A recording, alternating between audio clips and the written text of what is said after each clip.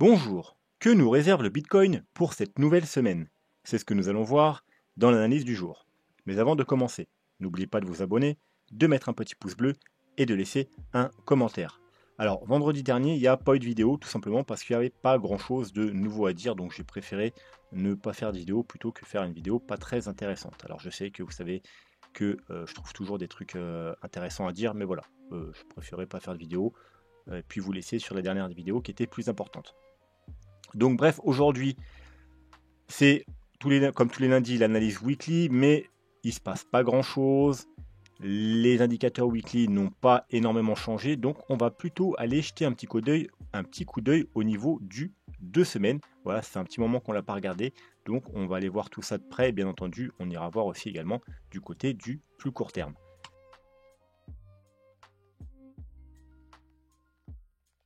Plutôt mitigé, mais alors je dis la cryptomap du jour, mais non, c'est la cryptomap de la semaine qui est plutôt mitigée, mais avec beaucoup plus de rouge quand même que de vert. Donc on a en moyenne des chutes de 5 à 15%, avec même un moins 22 pour TIA et un moins 18 pour Core. Et quelques altcoins, hein, pas des masses, mais quelques altcoins qui sont dans le vert, avec voilà, des hubs de 5 en gros de 5 à 10%. Le dollar, alors juste une seconde, je vais aller vérifier un truc, parce que non, c'est bon, j'avais peur que mon micro il soit pas en fonction. Donc le dollar, malheureusement, pour l'instant, il ne donne pas de signe de faiblesse, hein, il tient toujours le support. Alors, vous savez que le dollar est dans un range, hein, alors, après une première vague baissière ici, durant l'année 2023, il s'en est suivi une grande consolidation, donc on est dans un range, voilà, et puis depuis juillet 2023, il a formé une petite trendline. Donc le premier signe de faiblesse, là, ce serait de casser cette trendline. Malheureusement, depuis 1, 2, 3, 4 semaines, eh bien, on tient cette trendline, voilà. Donc il faut vraiment casser la trendline, avec bien entendu validation, et on parle de la cassure weekly, hein, bien entendu, pour montrer un premier signe de faiblesse et pour espérer une nouvelle fois aller rejoindre le bas du range. Et puis ensuite, hein, si on a un peu de chance et qu'il devait casser le bas du range, eh bien c'est-à-dire que la consolidation serait terminée avec une conclusion bearish, puisqu'on casserait vers le bas, et on aurait probablement une nouvelle vague baissière. Et ce serait bien entendu extrêmement bullish pour le Bitcoin. Voilà. Dans le cas contraire, bien entendu, si le support tient et qu'on revient tester le haut et que ça devait casser par le haut, malheureusement, ce serait bearish pour le Bitcoin. Voilà. Donc on continuera comme d'habitude à suivre ça attentivement. Le BTC CME pour les gaps. Alors pas de nouveau gap cette semaine, du moins pas de nouveau en daily. Voilà, comme vous pouvez voir, il n'y a pas de gap. Donc on n'a pas trop à se soucier de ça aujourd'hui. Alors, il est vrai que si on descend dans les petits time frames, on a un petit gap ici au 65 000, on peut le voir en 12 heures, on peut le voir en 4 heures. Le petit gap ici. Mais comme vous le savez, c'est beaucoup moins fiable que les gaps daily. Ils ne sont pas autant comblés que les gaps daily. Donc voilà, il faut savoir quand même, il y a un petit gap aux 65 000 $, mais on n'est pas forcé d'y aller parce que les probabilités que ces gaps-là soient comblés sont quand même beaucoup moins importantes que les gaps daily qui sont comblés sur le Bitcoin dans 90% des cas. Voilà, maintenant le Bitcoin. Alors, depuis aujourd'hui, hier, voilà, j'entends beaucoup de gens qui s'affolent, enfin s'affolent, au contraire, qui s'affolent, mais d'un côté positif, qui s'excitent, voilà, devrais-je dire, notamment suite à Trump, etc. Alors, il a été c'est quoi, c'est Nashville, hein, la petite convention qu'il y a eu sur le Bitcoin en 2024.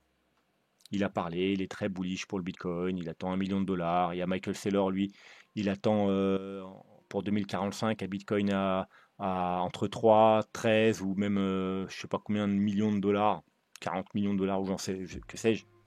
Bref, les gens s'excitent, mais il y a pas de quoi du tout s'exciter, hein. Vous savez que les news, c'est bien seulement si c'est accompagné par des signaux techniques, des signaux graphiques. Les news à elles toutes seules, eh bien en général, c'est très difficile à prévoir la réaction du marché face aux news. Il peut y avoir des buy the rumor, sell the news. Il peut y avoir des sell the news sans même qu'il y ait eu de buy de rumeur. Il peut y avoir des buy the news, mais en fait, 2 ou 3 jours plus tard, eh ben, ça se renverse et tout est rattrapé, tout est corrigé. Ou il peut y avoir aucune réaction. Donc, c'est vraiment ce qu'il y a de moins fiable dans les analyses, c'est ceux qui servent que des news, parce que c'est vraiment aléatoire. dans tous les cas, le marché fait ce qu'il veut. Voilà. Donc, si le marché il veut monter, effectivement, qu'il y a une news bullish, eh bien, ça va l'aider à monter, ça va le faire monter plus vite ou plus fort. Voilà, et à l'inverse, s'il veut baisser, qu'il y a des news bearish, voilà. Mais s'il veut monter, qu'il y a des news bearish, en général, il montera quand même. S'il veut baisser et qu'il y a des news bullish, il baissera quand même. Donc voilà, l'important, c'est le graphique. Le graphique, qu'est-ce qu'il nous raconte? Le graphique, il nous dit, eh bien, c'est surtout pas le moment d'acheter. Hein. Surtout pas le moment d'acheter. Pourquoi? Parce qu'on est toujours dans cette zone-là, dans la zone de rechargement de short. On est venu, hein, on a fait un petit up aujourd'hui pour venir chercher les 60, allez, les 70K, hein, mais on est juste venu rechercher les hauts de la zone de rechargement de short principale. Nouveau rejet.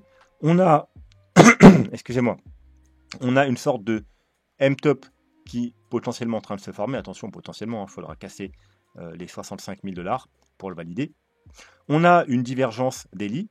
On est en train, alors la journée n'est pas finie, attention, la journée n'est pas finie, mais on est en train de casser, vous voyez la petite moyenne mobile qu'on a récupérée ici, là c'était un signal bullish, et puis sur le pullback ici, et donc hop, on l'a tenu. Là, on est venu faire un rebond ici, hein, on a rebondi ici, donc c'était très bien. Hein. Voilà, pour les traders, peut-être un petit trade, vous pouvez prendre un petit trade ici, rappelez-vous, hein, on avait 63 000 $, c'était notre gros niveau, à tenir d'ailleurs, on l'a tenu pour l'instant. On a rebondi, on est venu faire un léger plus haut. Mais là, vous voyez qu'on est en train de la casser vers le bas. Donc on a une divergence daily, vous voyez qu'on est venu faire un plus haut, et même si on passe en droite, vous voyez qu'on a fait quand même, on a fait un plus haut. On a fait un léger plus haut, un très léger plus haut, mais on a fait un plus haut. Et alors que sur le RSI, on fait un plus bas. Alors la divergence n'est pas encore validée, bien entendu, déjà il faut attendre la clôture, et il faut clôturer sous ce niveau-là. Voilà, la base de la divergence. Mais on a une divergence, voilà, là on a un sommet plus haut, un sommet plus haut, tout va bien. Et là, on a un nouveau sommet plus haut, mais on a un sommet plus bas. Sur le RSI, ça nous forme quoi? Un truc dégueulasse, hein, une épaule, tête-épaule. Voilà, donc il n'y a rien de bullish. Il n'y a rien de bullish. Alors, il n'y a pas encore, c'est pas encore bearish, mais faut être prudent, parce que ça pourrait passer très vite bearish s'il y a les confirmations. Voilà, pour l'instant, il y a des signaux bearish sur un potentiel top. Hein. Potentiel top, pourquoi? Parce qu'on est toujours, on n'a pas encore eu les confirmations que la correction soit terminée, tout simplement parce que là on a un potentiel bottom, mais il faut sortir de cette zone de rechargement de short. Si on va voir les autres graphiques, voilà, on est où? On a un bull flag, mais le bull flag n'est pas validé. On est venu chercher le bas, donc c'était très bien pour faire des achats, c'est ici qu'on achète. Hein. Puis là on prend des profits, hein. C'est pas là qu'on achète, hein. On n'achète pas sous. On n'achète pas dans une zone de rechargement de short, on short ou on prend des profits ou on se protège. Hein, on n'achète pas en haut d'un bull flag, on achète en bas, ou on achète la cassure. Voilà, si on casse, par contre, oui, là, c'est autre chose. Mais pour l'instant, on n'a pas cassé. Vous voyez que, encore une fois, on a été rejeté. Alors là, on a weekly la semaine dernière, et puis pour l'instant, cette semaine, alors on est que lundi, hein, et pour l'instant, c'est un rejet. Bon, si on clôture au-dessus de ce bull flag, oui, là, on peut commencer à s'exciter et espérer, voilà, la target, hein, qui, rappelez-vous, aux 120 000 $. On a une target avant qui est aux 84 000 $, mais pour l'instant, il n'y a rien qui est fait, on est juste sous résistance. Si on prend le graphique ici, alors il est en 2 semaines, parce qu'on a dit qu'on allait voir 2 semaines aujourd'hui, hein, vous voyez, c'est au gros niveau-là, hein, on n'a jamais réussi à casser, hein, une mèche rejet, une mèche rejet, une mèche rejet, rejet, rejet, rejet, rejet, rejet, rejet, rejet, et bien pour l'instant, ben, encore rejet. Voilà, tant qu'on ne clôture pas au-dessus des 69 000 $, on est toujours, hein, vous pouvez tracer un range si vous voulez, un rectangle, voilà, hop, en prenant que les clôtures, hein, on s'en fout des mèches, vous voyez, parce qu'au-dessus, en dessous, c'est que des mèches. Voilà. Donc si on ne prend pas en compte les mèches, qui sont toujours des faux signaux, les mèches, voilà, tant qu'on n'a pas clôturé au-dessus de ce range, de ce rectangle, il n'y a absolument rien. Au contraire, on est en haut, on est sous une résistance. Donc on n'achète pas sous une résistance, on achète un support. Vous voyez, on a acheté là les 60 000. Ou plus bas, voilà, si vous descendez les petits time frames, etc. Mais voilà, on achète là, et on vend là ou on prend des profits là. On n'achète pas là, même s'il y a des bonnes news, même si les gens vous disent oui c'est bullish, il y en a un, Trump, etc. On s'en tape. Le graphique dit que c'est pas le moment d'acheter, on est sous résistance. Vous allez voir le CryptoFear, c'est pareil. CryptoFear, il est où? Il est à 74. On n'achète pas un CryptoFear à 74, on achète un CryptoFear à 30, à 40, à 20. Comme il était le mois dernier et qu'on était dans les 56, 60 000 $ et que je vous disais c'est le bon moment pour acheter. On a potentiellement trouvé un bottom potentiel. Au moins, c'est sûr qu'il va y avoir un rebond parce qu'on a toutes les conditions pour. Mais voilà, là, c'est pas le moment d'acheter. Au contraire, c'est le moment de se protéger, de prendre des profits, de shorter, de ce que vous voulez. Mais en tout cas, c'est pas le moment d'acheter. Si on casse, effectivement, pour les traders de cassure, moi j'aime pas acheter les cassures de top, mais bon, ça c'est un point de vue. Mais en tout cas, c'est faisable, voilà. Mais on n'achète pas sous une résistance, hein, voilà. Là, on est prudent parce que pour l'instant, il n'y a eu aucune validation haussière. Voilà. On a eu pas mal de petites validations comme quoi qu'on aurait un rebond. On a eu notre rebond. Maintenant, on est sous les grosses résistances. La seule chose à faire, c'est d'être prudent, de se protéger, prendre des profits pour ceux qui ont pris des trades, se couvrir et être prudent. Mais en aucun cas, c'est le moment d'acheter. Et puis, voilà, donc attention, hein, à la confirmation, hein, si jamais on confirme cette divergence daily, on pourrait avoir une correction plus importante. Alors, une correction plus importante, hein, ça ne veut pas dire qu'on va aller tout en bas. Alors, je n'avais pas prévu d'aller voir le plan Elliott Wave aujourd'hui, mais on va quand même aller jeter un petit coup d'œil rapidement. Donc, avant ça, je vous rappelle, pour les nouveaux pour la chaîne, allez voir à tout prix, hop, si je retrouve, voilà, alors c'est en dessous chaque vidéo et également dans les playlists, mais voilà, vidéo à voir absolument, tuto vague d'Elliott, voilà, pour comprendre ce que c'est l'elliotisme et comprendre également les autres analyses qui font de l'elliotisme. Pour avoir les bases, c'est une vidéo très simple, facile à comprendre. Vous pouvez également voir toutes les autres vidéos qui sont intéressantes. Vous pouvez également utiliser les liens d'affiliation si vous voulez soutenir la chaîne. Donc là, c'est pour les cryptos, c'est que des plateformes que j'utilise personnellement, soit pour trader, soit pour investir. Et également Trade Republic pour ceux qui veulent se diversifier. Pour moi, c'est une des meilleures plateformes pour investir dans les marchés traditionnels. Voilà. Bref, revenons-en rapidement au plan Elliott Wave. Donc, on a quoi? Le plan principal. Alors, le plan principal, hop là, c'est ça. Donc, on a un bull market. On va enlever le RSI pour l'instant. On a 5 vagues haussières. 1, 2, 3, 4, 5. Nous, on cherchait la vague 4. On l'a potentiellement du coup trouvée ici. Elle est venue parfaitement trouver ses objectifs, que ce soit les objectifs de la vague 4 ou de la flat, hein, parce qu'une vague 4, c'est constitué de sous-vagues. Et là, on avait déterminé, nous, une flat, A, B, C. Voilà, on a double objectif, on est venu chercher le double objectif, c'est parfait.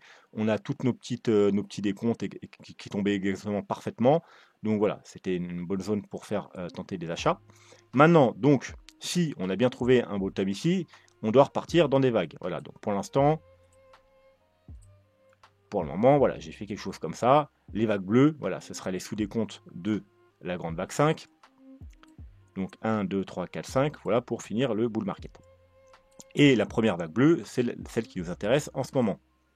Donc elle doit être également décomptée en sous-vagues. Donc 1, 2, alors ensuite, c'est soit 3, 4, vous voyez, on est venu parfaitement d'ailleurs hein, rechercher la zone de la 4, et puis ensuite une vague 5. Alors maintenant, il y a plusieurs possibilités. Soit on a fait une vague 5 tranquille, on a fait un plus haut, mais on a fait une mini vague 5. Bon, c'est pas à privilégier, vous voyez, c'est pas très joli. Après, ça peut arriver, vous voyez, il y a bien une petite vague 1, grande vague 3 et petite vague 5, c'est possible. Donc là, imaginons, voilà, on a peut-être terminé la vague 5. Peut-être pas, hein. Peut-être on a fait 1, 2, 3, 4, 5, on va la continuer. Hein. Mais voilà, c'est une des possibilités. Si on casse les 65 000, qu'on valide la divergence, etc. Et du coup, on doit retracer, eh ben, tout simplement, tout ce mouvement, et cette vague-là 2 soit finie. Voilà, on serait comme ça. Tac, tac, voilà. Et on devrait avoir une correction importante. Ça veut dire une correction... Allez, on va quand même mettre les trucs. Hop. Qui viendrait rechercher entre les 61 et les 60 000 $. Bon, ça, c'est la première possibilité.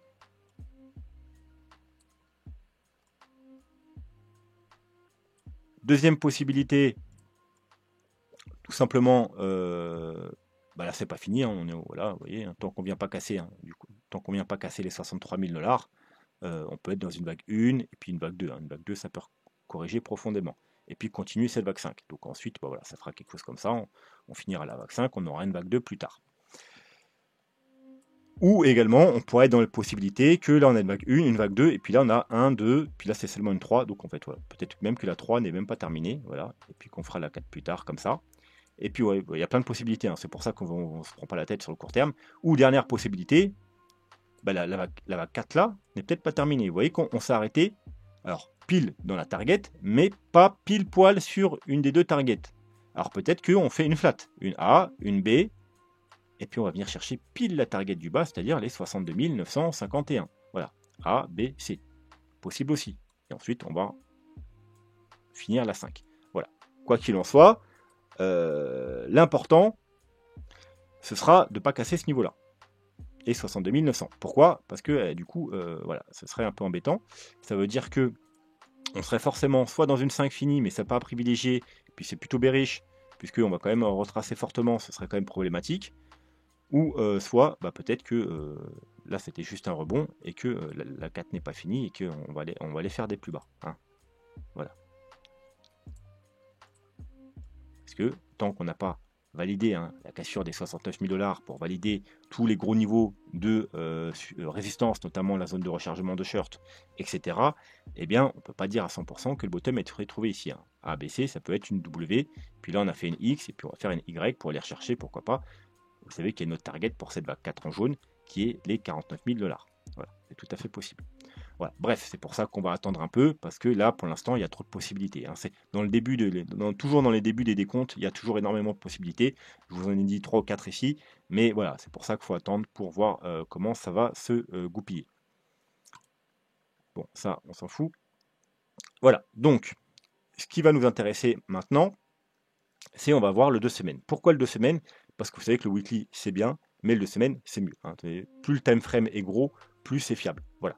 Donc, c'est pour ça qu'on va aller voir 2-3 indicateurs. Et en fait, ce qu'on va déterminer là, c'est vraiment les niveaux à vraiment ne pas casser. Les niveaux qui fait que, en quelque sorte, le bull market, il y aura un problème, ça pourrait être terminé. Alors, attention. Ça pourrait arriver, déjà, si on a un dollar qui est haussier. Hein. Peu importe les cycles du Bitcoin, vous savez, alors j'ai fait des vidéos dessus, hein, d'ailleurs, elles sont là, hein. Notamment halving, mouvement, etc. Je vous explique que oui, jusqu'à présent, il y a un cycle de 4 ans du Bitcoin, mais à chaque fois, il avait des conditions parfaites, les conditions favorables, notamment un dollar baissier et une liquidité globale en hausse. Et je vous répète depuis 3 ans que si on n'a pas ces deux conditions, peu importe le cycle du Bitcoin, on n'aura pas un bull run qui va atteindre des sommes importantes, comme les 100, 150, 200 000 $. Donc, pour l'instant, on a eu une première jambe baissière du dollar, ça nous a permis d'avoir une première jambe haussière du Bitcoin. Mais si, après cette consolidation, le Bitcoin aussi il consolide, ça fait un moment qu'il consolide. Donc on est là. Voilà, ça fait un moment qu'il consolide maintenant, ça fait 6 mois qu'il consolide. Si le dollar il décide de partir à la hausse, dites-vous que la consolidation va se terminer par une chute. Et ça, malheureusement, jusqu'à présent, depuis plus de 10 ans, 13 ans, combien de temps 2009, 15 ans. Depuis 15 ans, ça a été tout le temps comme ça. Quand on a un dollar sur le moyen terme qui est moyen ou long terme qui est haussier, on a toujours un Bitcoin baissier. Et puis inversement. Par contre, oui, effectivement, si on a les confirmations baissières et que ça baisse, bon, là, on aura de très fortes chances d'avoir une conclusion haussière et d'avoir une nouvelle jambe haussière. Il y a aussi, justement, en même temps, je vais répondre à une question qu'on m'a posée en commentaire dans la dernière vidéo. On a parlé du pivot de la Fed, qui, a priori, aurait lieu en septembre. Alors, on va pas refaire, j'ai fait des vidéos déjà, plusieurs vidéos sur le pivot de la Fed. On en refera probablement une, justement, un peu avant le mois de septembre. Mais aujourd'hui, on ne va pas rentrer dans les détails. Si ça vous intéresse, tapez pivot de la Fed sur Google, vous aurez tous les détails. Bref, le pivot de la Fed, on m'a demandé, est-ce que la baisse des taux d'intérêt pouvait avoir des conséquences négatives sur le Bitcoin? Alors, ce n'est pas directement la baisse des taux d'intérêt qui pourrait avoir des taux négatifs sur le Bitcoin, mais c'est les conséquences que cette baisse des taux d'intérêt, et notamment ce pivot de la Fed, aura sur les marchés traditionnels. Et en général, malheureusement, jusqu'à présent, si vous regardez dans le passé, alors j'ai pas le graphique, pareil, on le remettra plus tard, je vous l'ai déjà montré plusieurs fois, mais quasiment à chaque fois qu'on a eu un pivot de la Fed, on a eu un crash sur les marchés traditionnels. Une grosse correction. Et malheureusement, le Bitcoin, par rapport au marché traditionnel, il est corrélé dans les baisses. Il n'est pas corrélé dans les hausses, mais il est corrélé par contre dans les baisses. On a des grosses corrections, des corrections importantes, pas des corrections de 2-3 jours ou de quelques heures, des corrections qui durent plusieurs semaines ou plusieurs mois sur les marchés traditionnels.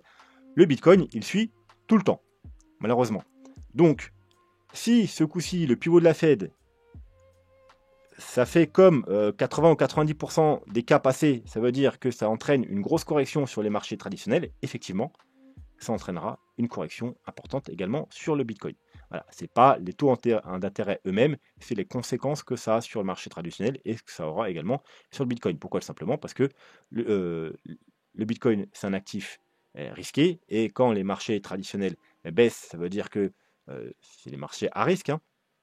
On parle du marché action surtout. Malheureusement, justement, ils vont se protéger où? Dans l'or, dans le dollar, et ils fuient les marchés à risque. Et pour l'instant, les cryptos, c'est le marché le plus à risque. Donc voilà, c'est pour ça que ça suit tout le temps, dans les chutes, le marché traditionnel. Voilà. Donc tout ça amène de la prudence. Et on va voir justement, grâce aux 2 semaines, les niveaux qu'il ne faut surtout pas casser si on ne veut pas être justement dans un scénario où on aurait potentiellement une fin de bull run. Donc, on va commencer par les moyennes mobiles. Alors, vous savez que, hop, on va s'enlever la moyenne mobile 200 qui est très loin, on s'en fout pour l'instant. Voilà. Et puis, on va même s'enlever la moyenne mobile, hop. Voilà, on va regarder ces deux-là. Donc, la EMA 21. Alors d'ailleurs, hop, on va même prendre, hop, les moyennes mobiles exponentielles. C'est encore mieux, voilà. Donc, vous savez que en weekly, la EMA 21, c'est très importante. En général, il vaut mieux la maintenir en bull run. Et bien, c'est d'autant plus important en 2 semaines. Vous pouvez faire un petit tour dans le passé. Vous voyez que là, on est en bull run, tac, tac, tac, on tient bien la moyenne mobile 21, donc c'est l'EMA 21 bien sûr, et une fois qu'on la casse, et bien voilà, hein, c'est bear market. On la récupère, un signal très bullish, on la tient, on la tient, on la tient, on la tient, on la tient. Hop, là on fait un petit fake out, on peut repartir, et là on a clôture, confirmation de bougie, boum, boum, boum, bear market. Et puis après, quand on la récupère, c'est plutôt bon signe, on tient, on tient, on tient, on tient, on tient. Hop, on vient s'appuyer, on vient s'appuyer. Là, on n'a pas de confirmation. Pourquoi? Parce qu'on a une clôture, mais on n'a pas la bougie de confirmation. Donc, on arrive à repasser. Mais malheureusement, là, on a clôture, bougie de confirmation. Voilà, là, on a réessayé. Du coup, elle fait résistance, hein. On revient faire un pullback. Et puis, on part, voilà, hein, on part dans le bear market et avec des moins 50, moins 60%. Bon, là, c'est le Covid. On ne va pas vraiment en parler. C'est toujours un truc exceptionnel. Là, pareil. On travaille, on n'a pas confirmation parce que vous voyez, à chaque fois qu'on arrive à remonter, on remonte là, on a une belle clôture, mais on n'a pas eu la bougie de confirmation. Ça nous a permis de rebondir. Vous voyez, même là, on est venu encore s'appuyer dessus et on est rebondi. On a pu faire un nouveau sommet. Et là, on revient à travailler. Clôture, bougie de confirmation, bear market. Voilà. Donc, c'est vraiment une moyenne mobile qu'il faut essayer de tenir. Et cette moyenne mobile, elle est aux 56 000 $. Vous voyez que, d'ailleurs, on est venu parfaitement la chercher ici. Hein, aux 53 54 000 $. Donc, c'est encore une fois, pourquoi c'est un très bon niveau d'achat? Parce que c'est un très gros niveau de support. C'est ce genre de moyenne mobile qu'il faut, vous voyez, à chaque fois qu'on vient la toucher, c'est des très bons niveaux d'achat quand on est en bull market. Mais par contre, si on commence à venir clôturer en dessous et confirmer, chose qu'on n'a même pas eu ici, hein, vous voyez qu'à chaque fois qu'on n'a pas eu la bougie de confirmation, bien malheureusement, ce sera fort probablement très mauvais signe. Voilà. Alors après, hein, il y a la petit support en dessous, hein, on pourrait venir, vous voyez, comme ici, hein. Ici, tac, on est venu, hop, si on avait réussi dans le pullback là, à récupérer puis avoir la bougie de confirmation, ça, on aurait pu être sauvé, hein. Malheureusement, ça n'était pas le cas. Donc, dire support la dernière chance, si on s'installe pas trop sous la moyenne mobile, hop, qu'on vient, on rebondit vite et qu'on arrive à récupérer cette moyenne mobile, on pourra être sauvé. Mais voilà, hein, support de la dernière chance, 45 000, mais il faudrait mieux éviter de casser les 56 000 $. Alors, quand je dis casser, on est en 2 semaines, ça veut dire avec clôture 2 semaines. Hein. On peut faire une petite incursion quelques jours en dessous, même une semaine, mais il ne faut surtout pas clôturer en 2 semaines sous les 56 000 $. Au niveau d'Ishimoku, bon, Ishimoku, on est en train de travailler la Tenkan, on est venu en dessous, on n'a pas eu de confirmation, vous voyez qu'on a une bougie et hop on l'a récupérée, donc tout va bien. Alors attention, la Tenkan c'est pas grave, hein, on peut la casser, en général on la tient, mais on peut la casser, ça n'a pas l'importance. L'important c'est cette fameuse Kijun. Vous voyez pareil ici, on a eu d'ailleurs une clôture et une bougie de confirmation, mais heureusement on est directement revenu par-dessus. Donc là on a un gros support, pourquoi? Parce qu'il y a un gros plat de Kijun, donc c'est un très gros support. C'est les 49 000 $, on va arrondir, c'est les 50 000 $. Donc dans le pire des cas, on peut venir aux 50 000 $, mais il ne faut surtout pas clôturer en dessous des 50 000 $. Surtout que pour le moment, et je dis bien pour le moment, on a quand même un petit soutien en dessous. Hein. Rappelez-vous, c'est le niveau des 42 43 000 $ qu'on avait repéré déjà depuis plusieurs mois. Et que je vous ai dit, entre guillemets, c'était le support de la dernière chance. Qui pour le moment est là, mais dans pas longtemps, il sera plus là. Hein. Dans pas longtemps, vous voyez, il n'y a plus rien. Hein. Alors vous savez que, voilà, dans l'idéal, il ne faut pas passer sous les 49 000 $ par rapport à Shimoku. Sinon, il y a le petit support de la dernière chance ici, mais vous savez comment ça se passe, les nuages en général. Hein. Quand on pénètre dedans, après on a tiré vers le bas, et puis là c'est la fin des haricots. Et puis si ça traîne trop, hein, si on casse par ici par exemple, septembre, octobre, on n'aura même plus le soutien ici. C'est-à-dire il y aura un trou, et voilà, le support il sera là, mais il n'y a rien, c'est pas un support, ça c'est tout fin. Vous voyez, ça c'est un support, c'est très large, là c'est pas un support. C'est pas un support. Donc là, si on vient par là, ça va casser, c'est sûr. Donc voilà, il faut vraiment éviter de passer sous les 50 000 $, et encore une fois, on parle de ça en 2 semaines.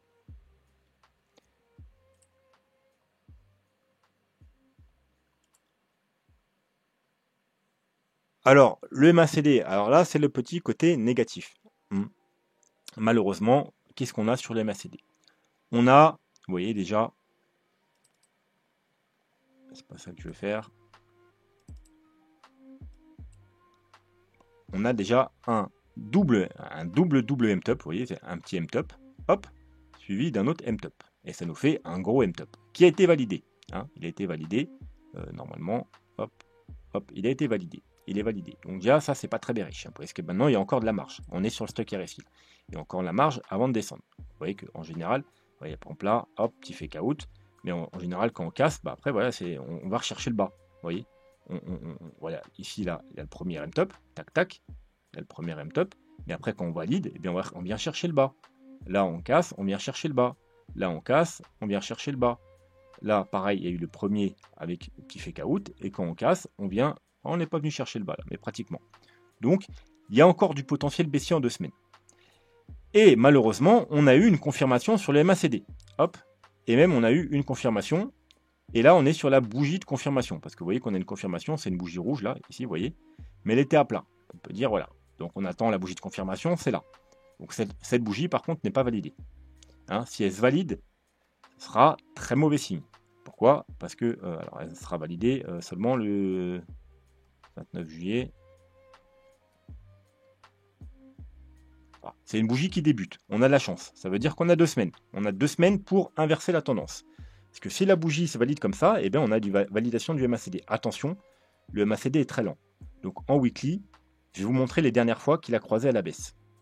Hop là. Dernière fois, hein, avant ici, ça n'arrive pas souvent. Hein. C'était en 2021, c'était ici. Voilà, c'était sur cette bougie-là. Bear market. Ensuite, on a eu ici. Ici, on a quand même eu moins 50%. Ensuite, on a eu ici. Et on a eu, pareil, plus de moins 50%. Et avant, on a eu ici. Bear market. Et avant, alors on ne le voit pas, mais on a dû avoir par ici. Alors hop, on va zoomer. Voilà, hop. Alors hop, c'était encore avant. Voilà, on l'a eu ici. Donc c'était environ mars 2014. Hop, hop, hop. Voilà, mars 2014 par ici. Donc vous voyez, hein, si je zoome, encore une fois, et puis bear market. Donc, c'est pas quelque chose, un signal à prendre à la légère. En général, ça nous enclenche soit une grosse correction, soit dans même la plupart des temps des bear market. Et c'est pas quelque chose qu'on voit souvent. C'est quelque chose qu'on voit une fois tous les 2 ans. Donc, faut vraiment prendre ça en considération. Alors, bien entendu, on pourrait faire quelque chose comme ici. Vous voyez, ici par exemple, on a eu le croisement. Bon, on a quand même eu un moins 50. Et puis, on a eu un rebond, mais vous voyez qu'il y a eu une divergence. Et du coup, divergence, hop, voilà, bear market. Et puis là, on a eu le vrai croisement, si vous voulez. Mais c'était juste un rebond, finalement. Vous voyez bien que le top s'était fait ici. Le top a été fait ici, c'est juste un petit rebond. On a réussi à faire un léger plus haut, mais on était déjà dans ce mouvement correctif. Voilà. Donc, ça, effectivement, c'est plutôt négatif. Mais comme je vous ai dit, la bougie vient juste d'être entamée. On a 2 semaines pour inverser la tendance. Ça veut dire que si dans 2 semaines, malheureusement, on a commencé à chuter, hein, on est à 60, 65, 60 000, 56 000 $, cette bougie va se valider et comme vous avez pu le voir, eh bien, depuis tout le temps, à chaque fois que ça s'est validé, malheureusement, ça n'a rien apporté de positif. Voilà. Et au niveau du stock RSI, c'est pareil, on est en plein milieu, c'est-à-dire il y a encore la marge pour descendre. Si dans 2 semaines, au contraire, on a enfin la résolution haussière, la bougie pourrait repasser dans le rose, voire même dans le vert, et on serait sauvé de ce côté-là. Donc, il faudra vraiment surveiller ça quand on revienne y voir la semaine prochaine, voir où on en est, et surtout dans 2 semaines, la clôture. Alors, n'oubliez pas, il ne faut pas non plus fier vos analyses sur un seul indicateur, même si c'est plutôt fiable. Vu que c'est du 2 semaines, on a quand même très peu d'historique. Vous voyez que le croisement baissier, il s'est effectué 1, 2, 3, 4, 5, peut-être 6 fois depuis la création du Bitcoin. Donc malheureusement, c'est pas suffisant pour faire des statistiques fiables, mais en tout cas sur 6 fois, les 6 fois, ça nous a apporté soit une très grosse correction, soit un bear market. Donc pour l'instant, il y a 6 sur 6, on peut dire c'est 100% de probabilité, mais pour faire des probas, on ne peut pas se contenter de 6 fois. Normalement, il nous faut des dizaines enfin au moins voilà, 10, 15, 20 fois pour vraiment faire des probas fiables. Mais voilà, quand même, il faut quand même garder ça en tête. Et qu'est-ce que je voulais vous montrer d'autre comme indicateur au niveau du RSI? Est-ce qu'il y a quelque chose d'intéressant?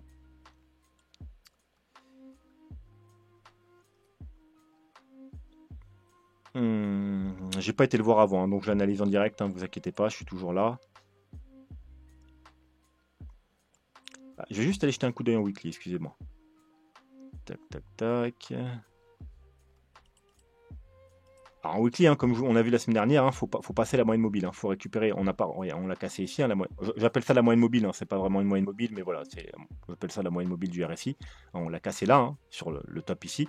Et pour l'instant, comme je vous disais la semaine dernière, prudence. C'est encore une des confirmations qu'on doit avoir, c'est reprendre cette moyenne mobile. Vous voyez, pour l'instant, on a un rejet. Est-ce qu'on a une petite trendline? On a une trendline. Voilà. De toute façon, la trendline suit. Vous voyez. Voilà.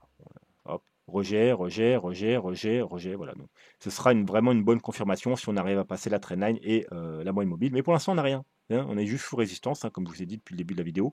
Donc, il ne faut vraiment pas s'enflammer. Revenons-en aux 2 semaines. 2 semaines, on n'a pas grand-chose. Vous voyez que la moyenne mobile, elle est assez loin. D'ailleurs, vous voyez qu'on l'a cassé ici. On a fait un pullback et on a été rejeté. Voilà. Donc, pour l'instant, on est toujours en dessous. Et voilà, si on veut une belle phase haussière, faut être au-dessus. C'est quand on passe au-dessus qu'on a des belles phases haussières. Vous voyez, là, c'est quand on passe au-dessus qu'on a des belles phases haussières. Pareil, c'est quand on passe au-dessus qu'on a des belles phases haussières. Pareil ici, etc., etc., etc. Voilà, donc il n'y a pas grand-chose sur le 2 semaines. Hop, hop, il n'y a même pas de... Il n'y a pas de divergence, ni baissière, ni haussière, ni divergence cachée. On peut voir effectivement la petite trendline qu'on peut voir également en weekly. Alors on va essayer de la mettre proprement. Voilà. Donc, parce que la moyenne mobile elle est assez haute. Mais si déjà on arrive à repasser au-dessus de la zone de surachat et cette petite trendline, ce sera un joli signal. Ça nous formera également, vous voyez, un petit W. Mais pour ça, voilà, faut monter, faut casser en fait. Faut casser, vous voyez, le dernier sommet pour valider ce petit W. Tac, tac, casser la trendline, casser le sommet là. Et puis ça nous fera, en gros, ce qu'on veut, c'est ça. Que je trouve jamais mon petit stylo, je me rappelle jamais c'est dans quelle case qu'il est. Voilà, tac, tac, tac, et puis tac, en jaune bien entendu. Voilà, pour valider un petit W. Et en même temps, on casse la trendline, en même temps, on valide le W, on repasse au-dessus de la zone de survente. Bien entendu, il faudra être très prudent lorsqu'on arrivera sur la moyenne mobile, mais ce sera déjà un signal très intéressant. Voilà, donc pour l'instant, il n'y a rien du tout. Pour l'instant, on attend juste de casser les 69 000 $, et on surveille les niveaux importants. Donc je vous rappelle, les niveaux importants en weekly, c'est 65 000 $. Le niveau très important qu'il faut éviter de casser si on ne veut pas une correction plus importante, c'est les 63 000 $. Et comme on l'a vu maintenant en 2 semaines, si on ne veut vraiment pas repasser, risque de repasser dans un bear market, eh bien, c'est les 50 000 $, voire les 56 000 $. Et dernier niveau pour le moment, qui pour le moment est encore là, les 42 000 $. Mais vraiment, je pense que déjà, si on casse les 50 000 $, le bull market sera quand même fortement compromis. Allez, on va s'arrêter là pour aujourd'hui. N'hésitez pas en commentaire à vous poser des questions. Je réponds à toutes les questions en commentaire ou en vidéo. Donnez-moi aussi des actifs à analyser, que ce soit altcoin ou même autres que les cryptos, j'analyse tout. puisque le lundi, on n'analyse pas d'autres actifs que le Bitcoin, mais dans la semaine, on se fait plaisir, j'en prends un ou deux à chaque fois. Voilà, n'hésitez pas également à vous abonner, c'est pas déjà fait, à mettre un petit pouce bleu et à laisser un commentaire juste pour dire salut si vous avez rien d'autre à demander. Voilà, sur ce, je vous souhaite une bonne soirée et je vous dis à mercredi. Tchuss!